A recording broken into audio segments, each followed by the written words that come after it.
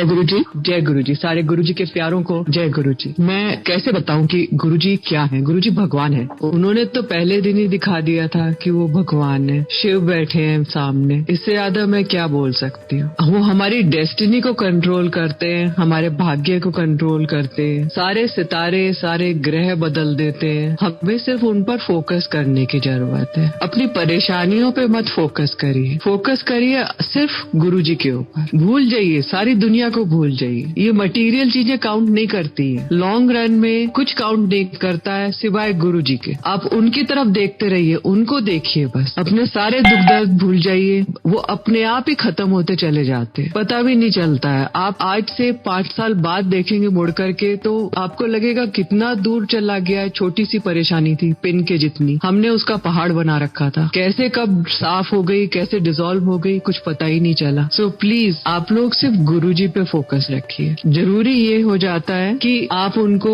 अपना सब कुछ सरेंडर कर दीजिए। आप ये मत सोचिए कि मुझे क्या चाहिए, मैं कैसे रहूं, मुझे क्या मिल रहा है, मैं कितना मैं उनसे भक्ति हूँ, जुड़ी हुई हूँ कि मुझे क्या मिल रहा है। ऐसा कुछ नहीं है। सब जुड़े हुए हैं और सब 100% जुड़े हुए हैं। बस समय की बात है। उन्होंने जो डिसाइड कर रखा है समय सबके लिए, और उन्होंने क्या डिसाइड कर रखा है, सबकी कहानी अलग अलग है। जिंदगी की करोड़ों लोग हैं दुनिया में, लेकिन किसी की मैच नहीं करती है कहानी। आप सोचिए भगवान की शक्ति कितनी पावरफुल है। हम तो सोच भी नहीं सकते इतनी कहानियों को। उन्होंने बना रखी है, सबकी लाइफ बना रखी है।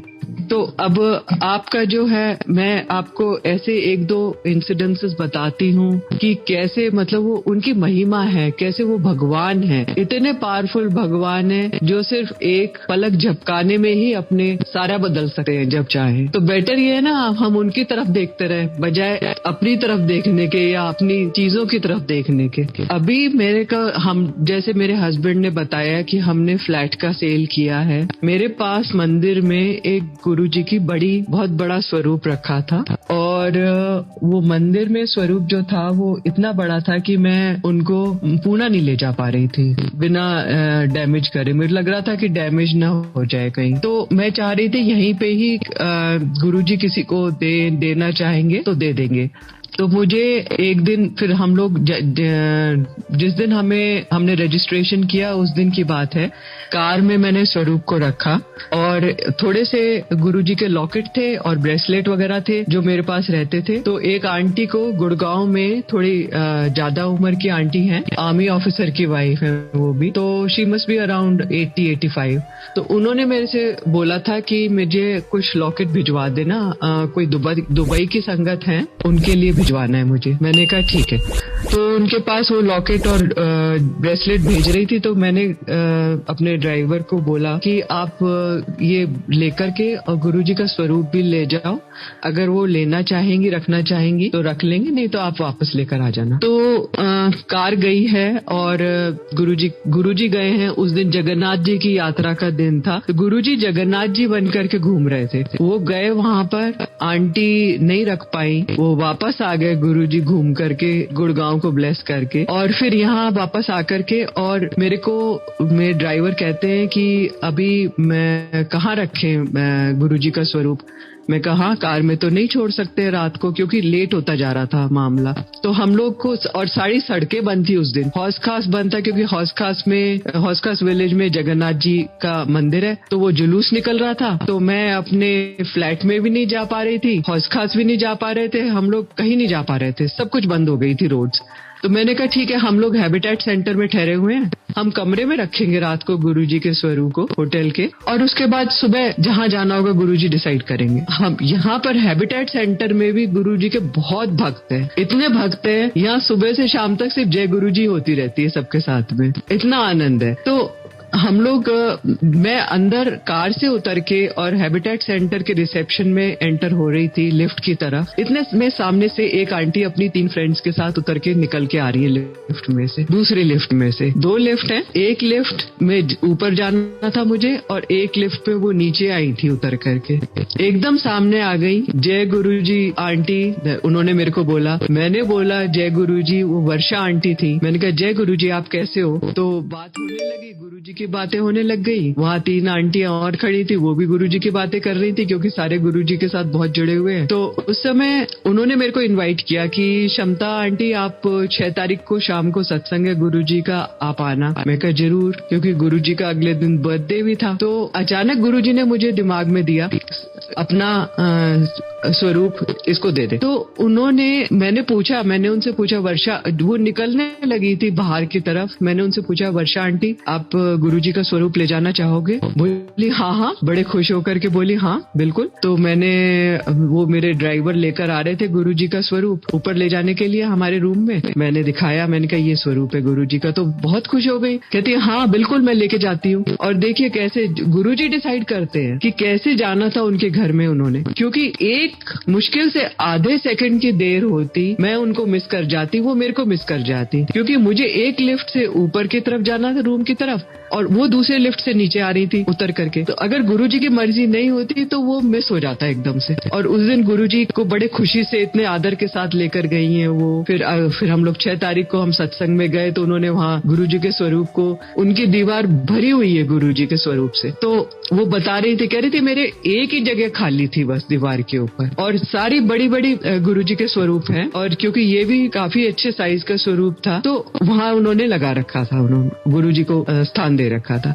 तो मेरे को बता रही थी, कह रही थी कि मैंने बोला था कि गुरुजी आप ही आओगे, आप ही करोगे फैसला, और गुरुजी ने फैसला कर दिया। तो ये गुरुजी का महिमा ऐसी है, हम नहीं समझ सकते। उनकी शक्ति ऐसी है, वो क्या करने वाले हैं, किसके पास जाना है, उन्होंने डिसाइड करना था। तो मैं बन के तो कुछ चल ही नहीं सकता दुनिया के अंदर। जो करते हैं गुरुजी करते हैं। ये सरेंडर हमें करना पड़ता है, ये सोच के रखना पड़ता है हमारी लाइफ में जो कुछ हो रहा है गुरुजी कर रहे हैं और आगे भी गुरुजी करते रहेंगे। एक बार और मैं आपको एक और बताती हूँ वाकया, जिसमें गुरुजी ने कैसे मेरे हस्बैंड के अंकल और आंट को ब्लेस किया। वो दोनों एक 2009 की बात है। तो वो बड़े मंदिर गए और बड़े मंदिर उन दिनों खुला ही रहते थे, क्योंकि वहाँ पर मेन हॉल में भी खुले रखते थे सारे दरवाजे। हम लोग किसी भी टाइम चले जाते थे, अपना मत्था टेकते थे, बैठते थे। अगर संगत वाले होते थे या कुछ प्रोग्राम चल रहा होता था तो प्रसाद लेते थे, नहीं तो हम लोग अपना मत्था टेक कर वापस आ जाते थे। तो वो गए, उन्होंने मत्था टेका तो उनको बड़े जोर से मतलब रोजेस की फ्रेग्रेंस आई, इतने जोर से फ्रेग्रेंस आई, बोली कि बड़ी खुशबू है। चारों तरफ देखने लगी घूम करके, कोई रोजेस नहीं लगे हुए कहीं पर भी। मैं कहा ये गुरुजी की फ्रेग्रेंस है, वो गुरुजी आपको ब्लेस कर रहे हैं। तो पीछे जाके बिल्कुल बैठ गई, जहाँ पर खिड़कियां हैं बड़ी बड़ी, उनकी वहां बैठ गई, खिड़की के पास जाकर के जमीन पर बैठ करके और ध्यान लगा रही थी। थोड़ी देर बाद कहती है इतने जोर से यहाँ तक फ्रेग्रेंस आ रही है गुरुजी की। मैंने कहा ये गुरुजी की शक्ति है। देखो आप, गुरुजी ने ऐसे ब्लेस किया था उस दिन उनको। गुरुजी सब जगह सर्वव्यापी, मतलब सर्वव्यापी क्या है, सब कुछ गुरुजी के अंदर ही है और हम लोगों को उसी हिसाब से चलना पड़ता है। मेरी डॉटर की फ्रेंड है अंजनी, उसके पेरेंट्स ने अपने घर में, वो एशियन गेम्स विलेज में रहते थे उस टाइम पर, और उन्होंने अपने घर पे कीर्तन रखा था। तो जो सोसाइटी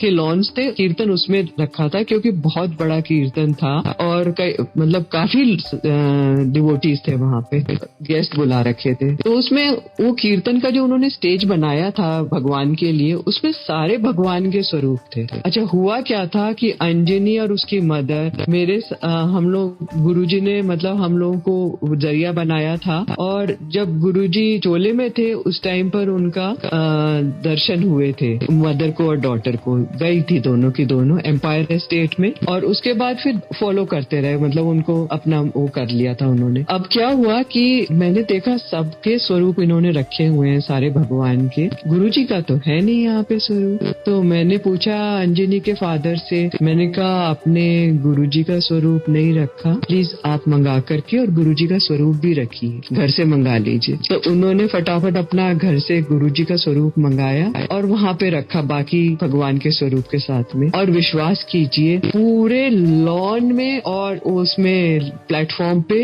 इतनी फ्रेग्रेंस भर गई गुलाब की कि बस जैसे चारों तरफ बरसा ही बरसा हो रही थी उनकी ब्लेसिंग्स की, इतने ज्यादा फ्रेग्रेंस हो गई थी। तो ये गुरुजी हैं, वो देख रहे हैं, एक एक मिनट देख रहे हैं आपका कि आप क्या कर रहे हो, आप किसका मतलब कितना आप फॉलो कर रहे हो गुरुजी को। गुरुजी के मंदिर में दर्शन जो है ऐसे होते थे अचानक। ये मैं आपको बता रही हूँ 2004, 2005, 2006 की बातें। जब एक बार मैं और मेरे हस्बैंड वहाँ बैठे हुए थे दरबार हॉल में, आंख बंद करके ध्यान लगा रहे थे। हर समय खुला रहता था दरबार हॉल, और आंख बंद कर हम दो थे बस पूरे मंदिर में, या तो माली बाबा थे या हम दोनों थे। और गुरुजी के गद्दी के आगे बैठ करके और हम लोग ध्यान लगा रहे थे। इतने में हमें लगा कि कोई आए हैं। आंखें खोली, सामने गुरुजी खड़े थे एक्चुअल फॉर्म में। मतलब ये नहीं कि उनके दर्शन हो रहे हैं, विजन आ रहा है, हमें खुद खड़े हुए थे फिजिकल फॉर्म में। तो हम लोग तो हैरत में आ गए। हम चमत्कार, हमने कहा ये तो चमत्कार हो गया, बिल्कुल ही हमारे लिए तो मिरेकल था, जैसे मुक्ति हो जाती है इंसान की कि गुरुजी यहाँ सामने खड़े हुए आकर के। हमने फटाफट उनको प्रणाम किया, गुरुजी ने आशीर्वाद दिया, फिर वो अपने रूम में चले गए, बेडरूम में। वहाँ 10 मिनट बाद वहाँ से फिर, क्योंकि गुरुजी के साथ गुरुजी की संगत जरूर आती थी, तो कुछ लोग थे, 8-10 जने थे उनके साथ में। थोड़ी देर में सिंगला अंकल आए उनके रूम से, बेडरूम से निकल करके, और बुलाने लगे। कहते हैं गुरुजी आप दोनों को अंदर बुला रहे हैं। तो हम लोग भी अपना खुशी के मारे मन नाच रहा था हमारा, तो हम अपना अंदर जाकर के गुरुजी के पास बैठ गए। फिर उस दिन गुरुजी ने खूब मतलब हम लोग सब लोगों से 8-10 जने थे, सबके साथ बड़े हैप्पीली बातें कर रहे थे। गुरुजी चाय प्रसाद मंगाया, स्नैक्स प्रसाद था, तो स्नैक्स हम लोगों ने खाए चाय प्रसाद के साथ में। आनंद ही आनंद, मतलब आप बिलीव नहीं कर सकते कितना आनंद था। मतलब 8-10 संगत सिर्फ गुरुजी के चरणों में बैठी हुई। और फिर उसके बाद में गुरुजी ने लंगर लगवाया, उसमें उन्होंने हरी चटनी खुद अपने हाथों से बनाई थी, वो खिलाई। तो बेसिकली हम लोग तो उसी दिन मुक्त हो गए थे। हमें लगा था कि बस हम तो हेवन में पहुंच गए और हमें अब किसी चीज की जरूरत नहीं है जिंदगी के अंदर। तो इतना मतलब गुरुजी ने प्यार दिया है सबको, सारी संगत को, आज भी दे रहे हैं, वो पूरा प्यार दे रहे हैं। आप भी पूरा प्यार दीजिए सब लोग गुरुजी को। मतलब ये एक तरफ का नहीं चलता हिसाब किताब कि वो ही देते रहे प्यार आप लोग भी दीजिए पूरा, अपना दिल लगा के, जान लगा के, जोर लगा करके। मेरे फादर शिव भक्त रहे थे हमेशा, तो बचपन से मैंने देखा था कि शिव जी की पूजा होते हुए, वही हम लोगों ने करी, बच्चों ने, मैंने और मेरे ब्रदर ने। और हम लोग बहुत मतलब जब गुरुजी को मिले तो गुरुजी ने सीधे अपने शिव रूप में ही दर्शन दिए थे हमें। उसके बाद में क्या हुआ कि उनको, मेरे फादर को कैंसर हो गया था। तो कैंसर में उनकी किडनीज फेल हो गई। जब एडवांस स्टेज में हो गया था तो दोनों किडनीज फेल हो गई। अब मेरे को थोड़े घबराहट ये हुई कि मेरे ब्रदर जो हैं वो यूएसए में रहते हैं, सैन फ्रांसिस्को बे एरिया में, तो वहां से आने में एक दिन तो लग ही जाता। डॉक्टर्स ने आईसीयू में उनको सिर्फ कुछ घंटे का टाइम दिया था कि कुछ घंटे ही सरवाइव कर सकते हैं। तो मैं जब उस दिन एम्पायर स्टेट गई थी, मन थोड़ा रेस्टलेस में वो था, कंडीशन में थोड़ा परेशान थी। तो एक आंटी मेरे को कहती है, रोमा आंटी थी, वो कहती है कि क्या बात हो गई, आप परेशान लग रहे हो।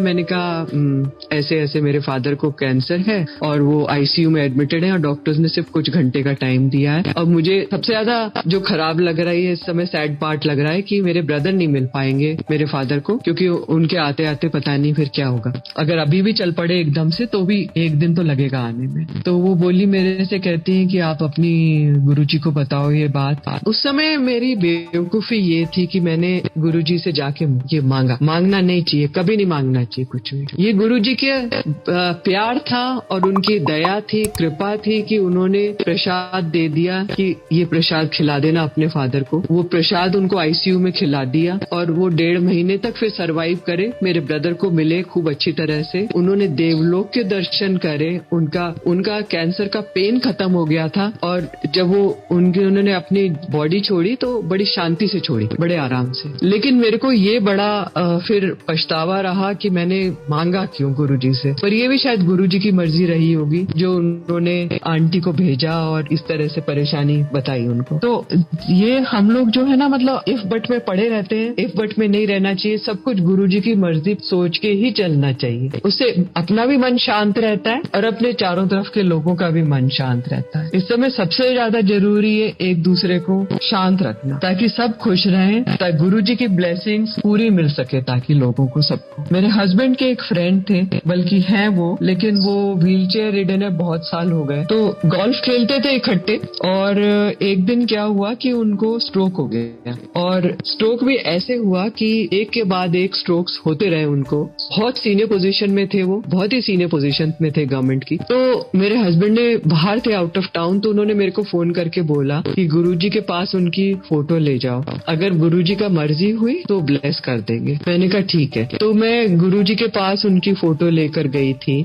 और गुरुजी से चलते चलते से बात हुई 1 मिनट के लिए कि गुरुजी ये फ्रेंड है अंकल के, इकट्ठे खेलते हैं ये लोग, बहुत साल हो गए हैं, इनको स्ट्रोक हो गया है। तो गुरुजी का छूटते ही उन्होंने बोला, मैंने इसे बहुत पहले बुलाया था, ये क्यों नहीं आया? अब देखिए आप, जब गुरुजी का बुलावा आता है तो जरूर जाना चाहिए, क्योंकि उसमें आपकी ही भलाई है। अगर कोई आपको एक बार भी कह दे कि गुरुजी के पास चलो, आप कूद के चले जाओ, दौड़ कर चले जाओ, 1 मिनट की देरी मत लगाओ। इतनी सीधी सी बात है। उनका देखिए जरा, अब उनको गुरुजी ने ब्लेस तो कर दिया, पर फिर वो व्हील चेयर रिडन हो रहे, चल रहे हैं, मतलब ये जान बच गई उनकी, लेकिन वो बोल नहीं सकते हैं।